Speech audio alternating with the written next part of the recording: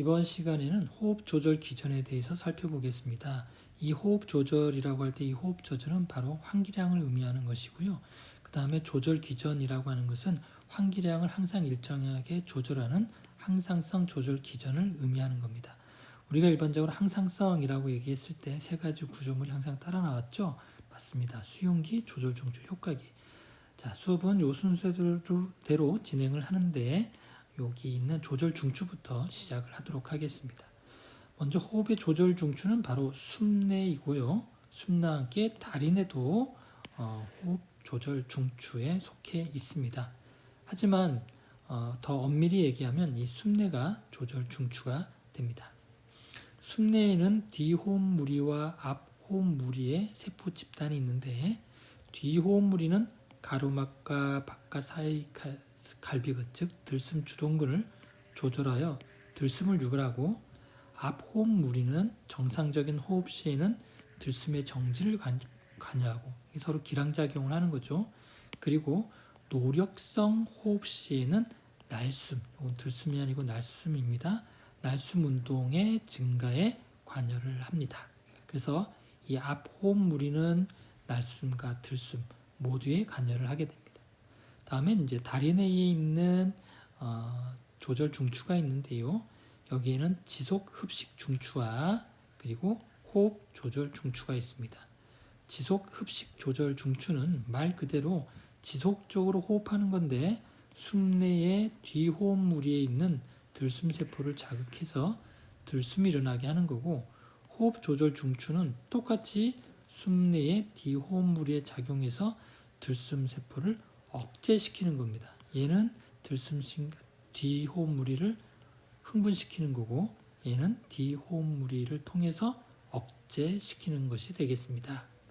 자, 그러면 조절 중추에 대해서 그림을 보면서 설명해 보겠습니다. 먼저 다리 내에 있는 지속 흡식 중추와 호흡 조자입니다. 호흡 조절 중추가 있고요.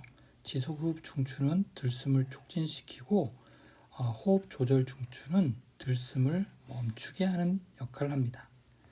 그리고 숨내에 있는 뒤호흡 무리와 앞호흡 무리의 세포를 살펴보면 뒤호흡 무리는 들숨 근육을 흥분시킵니다. 즉 평상시의 들숨 근육 그리고 노력성의 들숨 근육도 이 뒤호흡 무리가 흥분을 시키게 되는 겁니다.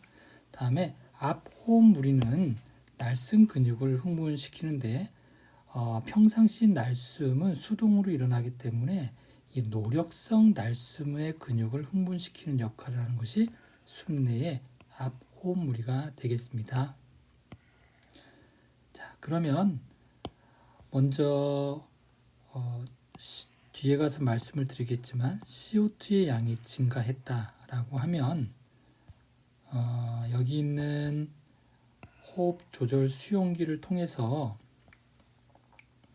그 정보가 먼저 다리 내에 지속 흡식 중추로 전달이 되게 되겠습니다. 지속 흡식 중추에서 그 흥분이 숨내의 뒤호흡 무리로 전달이 되고 뒤호흡 무리의 흥분성은 들숨 주동근과 또 가로막에 작동을 해서 이것들을 흥분시키게 됩니다. 그러면 들숨 주동근이 수축을 하게 되고 능동호흡이 시작이 되는 겁니다. 다음에 호흡 조절 중추가 작동을 합니다. 그러면 이 호흡 조절 중추는 똑같이 뒤호흡 무리에 작용을 하는데 이때는 억제성으로 작동을 합니다. 그래서 흥분되어 있던 들숨 주동근과 이 가로막이 이완을 하게 되면 저절로 날숨이 이루어지는 겁니다. 그래서 날숨은 수동호흡이라고 이야기를 하는 겁니다. 자, 그렇다면 결국은 이 호흡 조절 중추는 들숨을 멈추게 함으로써 들숨의 지속 시간을 조절하게 되는 것이죠. 얘가 늦게 흥분하면 들숨이 계속해서 유지가 되는 거고, 이 호흡 조절 중추가 빨리 억제를 시키면 작동을 하면 그만큼 빨리 호흡을 내쉬게 되는 것이죠.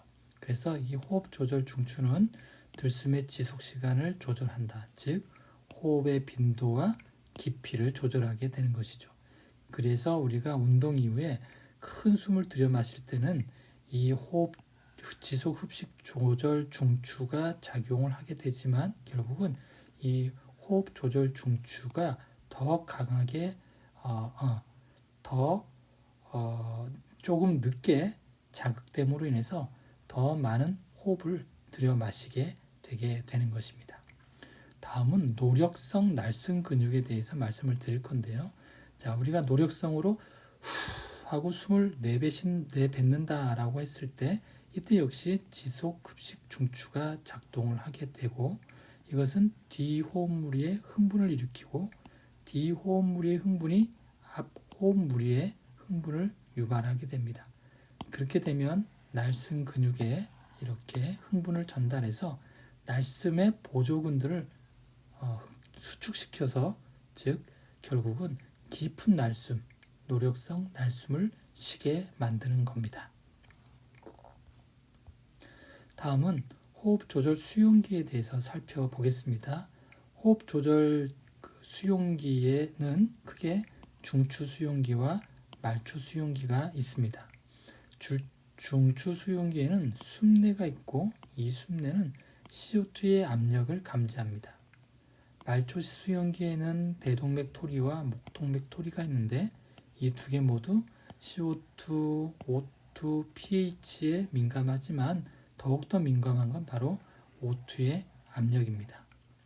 그리고 대동맥 토리는 물론 이런 것들도 감지하지만 주로 혈류량에 더 민감하게 작동을 합니다.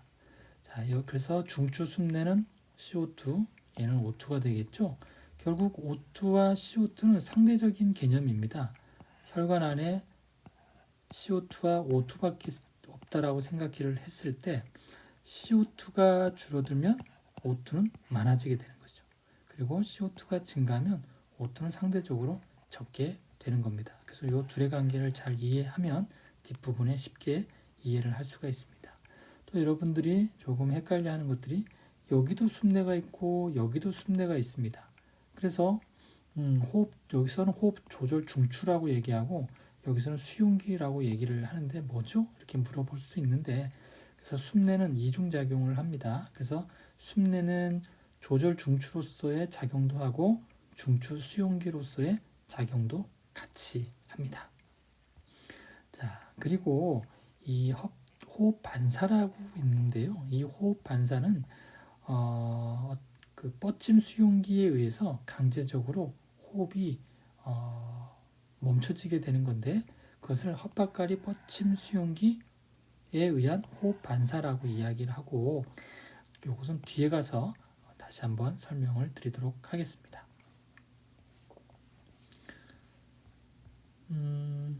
자, 텍스트를 한번 볼까요?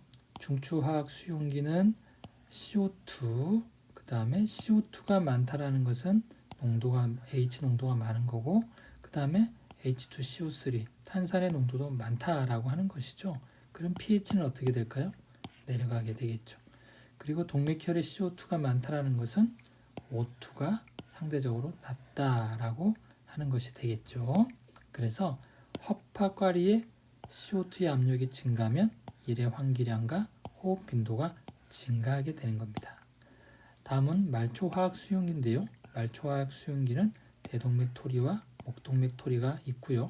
대동맥화라고 헷갈리시면 안 됩니다. 대동맥활은 압력 수용기고 이 대동맥활 주위에 있는 대동맥 토리가 바로 말초화학 수용기가 됩니다. 이 둘은 아까도 말씀드렸지만 O2, pH, CO2도 감지하지만 특히 이 O2의 압력에 민감한 것들이 바로 말초 수용기가 되겠습니다. 그래서 O2의 압력이 감소하면 어떻게 될까요? 네, 마찬가지로 환기량을 증가시키게 되겠죠. 왜? 거꾸로죠. 이 개점하고 이 개점하고. 그러니까 이 얘기와 이 얘기는 같은 얘기가 되는 겁니다. 이쪽에서 CO2가 증가하면 이쪽에서는 O2가 감소하게 되겠죠. 그래서 CO2가 증가하거나 감소하면 환기량을 증가시키기 위해서 가쁜 호흡을 하게 되는 겁니다. 자, 그것을 요 그림으로 확인해 볼까요? 자, O2가 감소하면 더 많은 산소를 들여마시기 위해서 환기량, 즉 호흡수 증가와 또 환기량이 증가하게 되겠죠. 상대적으로 얘가 감소하면 얘는 증가하겠죠. 그리고 CO2가 증가하면 상대적으로 pH는 내려가겠죠. 그렇게 됨으로써 동맥혈에 CO2가 많으니까 내보내야 되겠죠. 그러니까 역시 환기량이 증가하게 되는 겁니다. 다음은 이제 기계적 수용기에 대해서 얘기하겠는데요. 아까도 말씀드렸듯이 허파도 이 탄력성 주머니이고요. 이 심장도 결국은 탄력성 주머니가 되겠죠. 그래서 심장에서도 뻗침 반사가 있었고 심장 반사가 있었습니다. 허파에서도 이 허파가리에 뻗침 수용기가 있어서 이것이 확장이 되면 반사적으로 이 허파의 확장을 억제시키기 위해서 숨내 뒤쪽 호흡무리에 작동을 해서 들숨을 이제 억제시키게 되는 겁니다. 그래서 이러한 반사를 헤링 브로이어 반사라고 이야기를 합니다.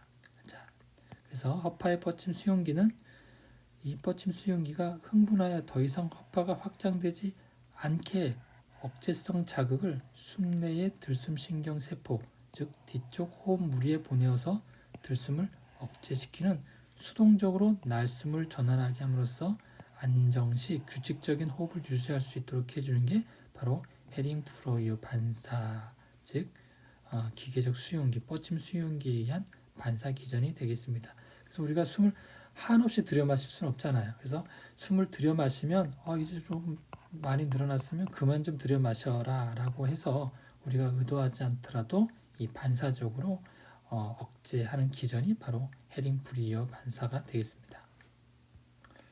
자, 그럼 그림을 보면서 한번 설명을 해보도록 하시죠. 이걸 하면서 호흡 주기도 같이 설명을 드리도록 하겠습니다. 먼저 우리 동맥혈의 어떤 CO2나 이산화탄소의 이상 압력이 감지됐다라고 했을 때 그 수용기는 바로 대동맥 토리에 있는 말초화학 수용기, 그리고 목동맥 토리에 있는 말초화학 수용기, 그리고 숨내에 있는 중추화학 수용기에서 그것들을 감지하게 되는 겁니다. 그러면 대동맥 토리에서의 감지된 감각 정보는 바로 미주신경을 통해서 숨내로 가게 되는 겁니다. 그리고 목동맥 토리는 이러한 혀인두 신경을 통해서 또 숨내로 가게 되는 거고, 또 중추화학 수용기인 숨내에서의 감지된 정보도 같이 숨내로 가는 겁니다. 이때 숨내로 가는 것은 숨내의 조절 중추로 가는 겁니다. 그러면 이 그림이 바로 이제 이 그림이 되는 겁니다. 그래서 만약에 CO2가 증가됐다, 압력이 그렇게 됐을 때는 숨을 더 깊게 많이 들여 마셔야 되지 않겠어요? 이산화탄소를 배출하기 위해서. 그렇게 됐을 때 지속 흡식 중추가 흥분이 되고 그 흥분이 뒤호흡무리로 전달이 되고 또 그 흥물이 들숨의 근육과 횡격막을 자극시켜서 수축을 일으켜서 큰 숨을 들여마시게 하는 것이죠. 그리고 더 많은 숨을 들여마시게 하려면 결국 호흡 조절 중추가 조금 늦게 작동을 하면 되겠죠. 그렇게 됨으로 인해서 들숨을 더 많이 들숨 지속 시간을 조절하게 되겠고요. 그리고 그 이후에 얘가 작동을 해서 얘를 억제시키면 뒤호흡무리를 결국은 수축했던 근육이 이완이 되면서 날숨으로 전환이 되게 되는 겁니다. 자, 그래서 이게 호흡 주기입니다. 그래서 호흡 주기의 1번 말초화학 수용기 그리고 중추화학 수용기에서 감각을 감지한다라는 게 1번이 되겠죠. 두 번째, 그런 정보들이 미주신경과 혀인두신경을 통해서 숨내에 있는 조절 중추로 가게 된다. 그게 2번이 되겠죠. 그리고 지속 흡식 중추가 작동을 해서 뒤호흡물에 작동을 하고 그것이 들숨 주동근을 수축시킨다. 이게 3번이 되겠고요. 그 이후에 호흡 조절, 요 조자죠. 조절 중추에 작동을 해서 뒤호흡 무리를 억제시킨다. 4번. 그렇게 해서 날숨이 일어난다. 이런 것들이 반복되는 것. 그것이 바로 여기 있는 호흡 주기가 되겠습니다. 자, 그러면 이 호흡 주기를 통해서 결국 우리가 얻으려고 하는 건 뭐죠? 바로 그래서 이 호흡 주기를 통해서 조절하는 것이 뭐냐면 바로 호흡 운동을 조절하고 호흡근을 조절하게 되는 것이죠. 이 호흡근들을 이렇게 조절한다라고 하는 것은 결국은 허파가리의 용적과 압력의 변화를 일으켜서 많은 숨을 들여 마시게 하는 것이죠. 즉 호흡량을 조절하게 되는 겁니다. 호흡량에 있어서는 이렇게 용량과 용적에 대해서 설명을 드렸습니다. 그리고 이 호흡량이 많다라고 하며 한들 그것이 산소와 결합하지 않으면 아무 쓸모가 없잖아요. 그래서 산소와 결합 정도를 나타낸 것을 바로 이 산소 해리 곡선이라고 얘기를 하는 겁니다. 그래서 산소 포화도가 많으면 많을수록 이렇게 조직으로 이동하는 산소가 많아지게 되는 거고, 그렇게 됐을 때 개인의 최대 산소량이 많아질수록 타이밥 머슬에서 ATP를 계속 생산하고 만들어 쓸 수가 있어서 그 한 개인의 지구력이 좋아지게 되는 것입니다.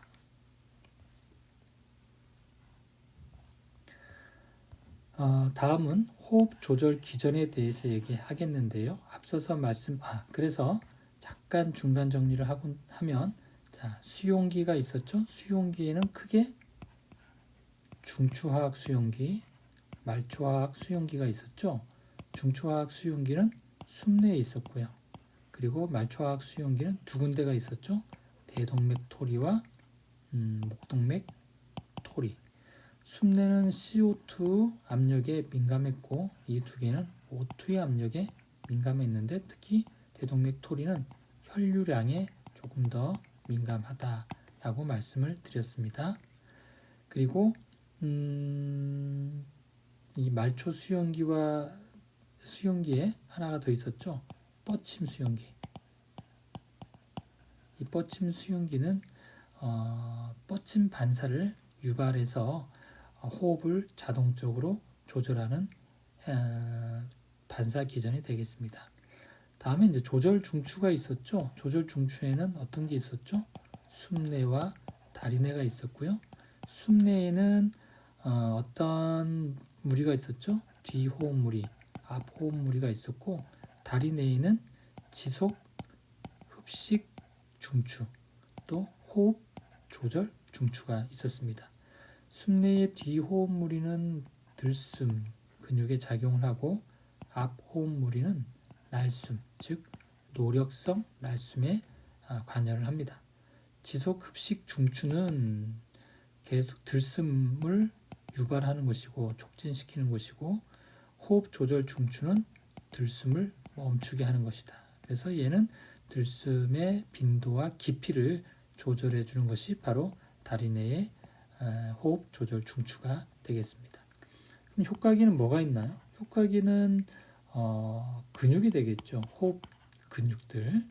이 근육이 움직이면 즉 그 흉곽, 즉 가슴 우리가 커지게 되고, 가슴 우리가 커지면서 허파가 넓어지게 되고 허파과리가 넓어지게 되면서 압력의 변화를 일으키게 되면서 들숨과 날숨이 일어나고 거기서 환기량이 조절된다. 이렇게 말씀을 드렸습니다.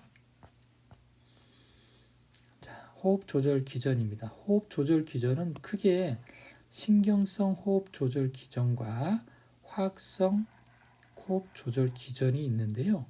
이것 외에 또 다른 조절이 있는데 그건 뒤에 가서 설명을 드리도록 하겠습니다. 신경성 조절은 첫 번째, 뇌줄기에서 발생하는 자율적인 호흡 조절과 두 번째, 대뇌 피질에서 조절되는 수의적인 호흡 조절이 있습니다. 내줄기에서는 호흡 조절은 내줄기에서는 아까 우리가 배웠듯이 숨내와 다리내를 통해서 조절되는 것이 되겠습니다.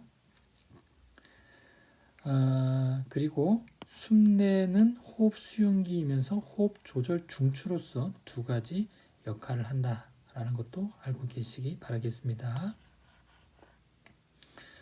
다음은 화학성 조절인데요. 화학성 조절은 중추 화학 수용기와 말초 화학 수용기에 의해서 조절되는 것을 이야기합니다.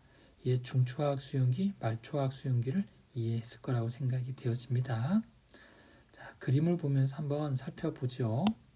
먼저 호흡은 신경성 조절이 있고, 두 번째는 화학적 조절이 있습니다. 신경성 조절은 먼저 대뇌 피질에서 조절하는 게 있죠. 그래서 우리가 무의식적으로 호흡을 하지만 의식적으로 숨을 크게 들여마시고 내쉬는 경우도 있죠.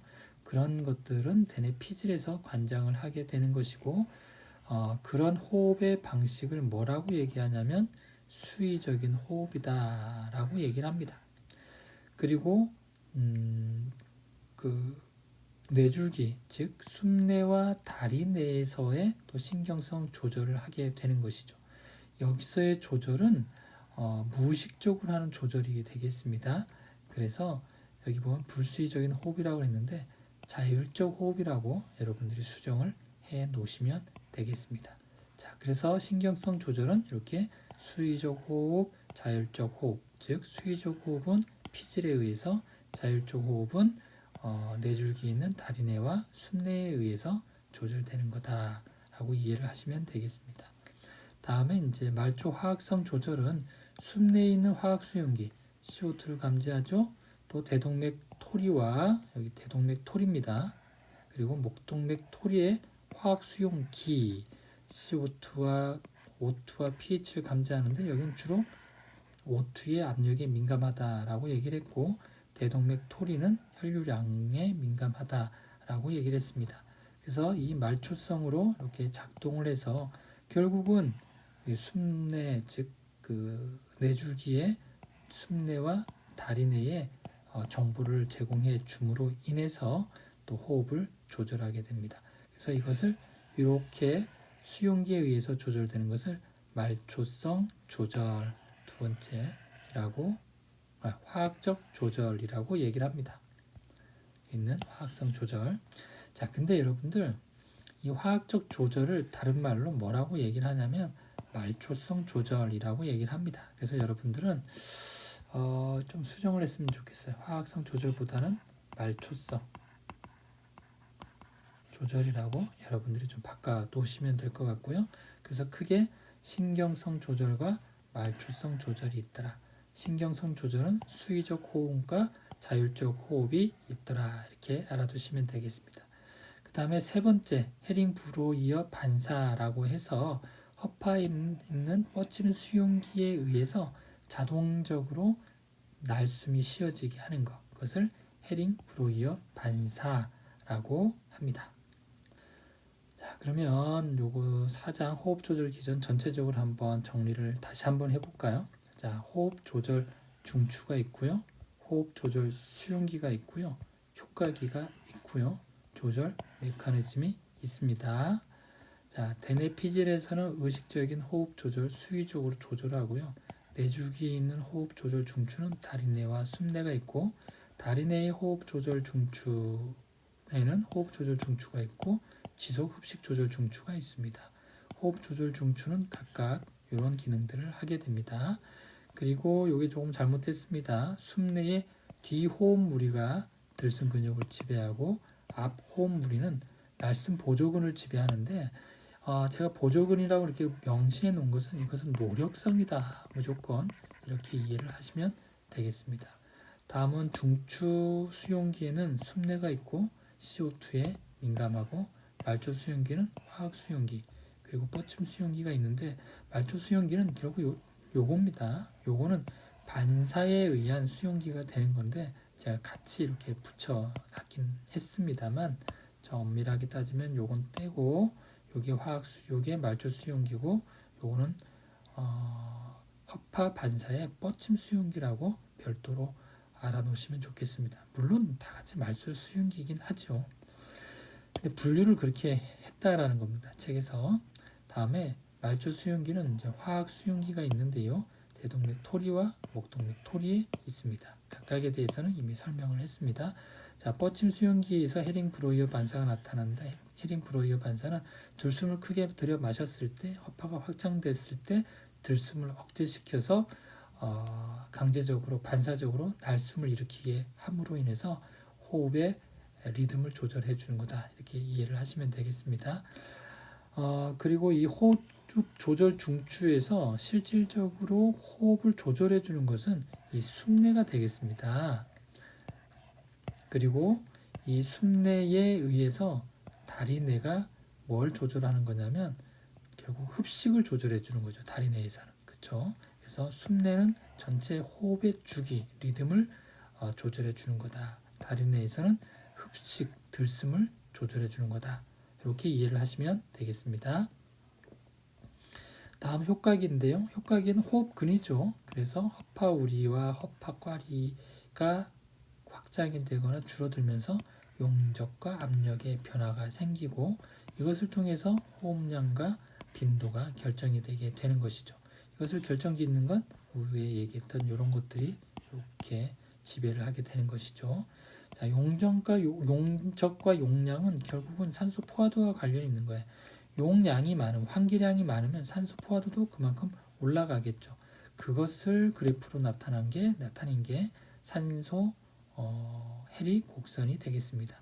이 산소 포화도가 높았을 때 조직으로 가는 산소량이 많아지는 거고 결국은 개인의 최대 산소 섭취량이 많아지니까 이것을 이용해서 조직에서 산소를 이용해서 타입 1, 타입 2보다는 1이 되겠죠. 1 근육이 이것을 사용해서 지구력, 심폐지구력을 향상시키게 되는 것이죠.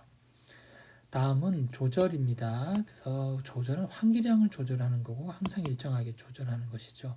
그래서 일의 호흡량과 호흡수를 조정하는 거고 혈액에 만약에 CO2의 압력이 높으면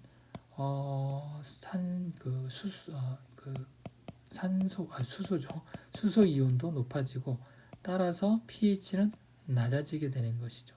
그렇게 됨으로 인해서 호흡량이 증가하고 거기에 따라서 환기량이 증가하게 되는 겁니다.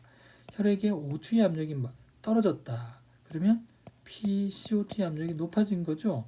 결국은 여기 있는 O2와 CO2는 상대적이가 되는 겁니다. 상대적인 것이 되는 것이죠. 역시 O2의 압력이 떨어지면 어느 혈액에? 동맥혈액, 여기도 동맥혈액 호흡량이 증가하고 환기량이 증가가 되는 것입니다. 네, 수고하셨습니다.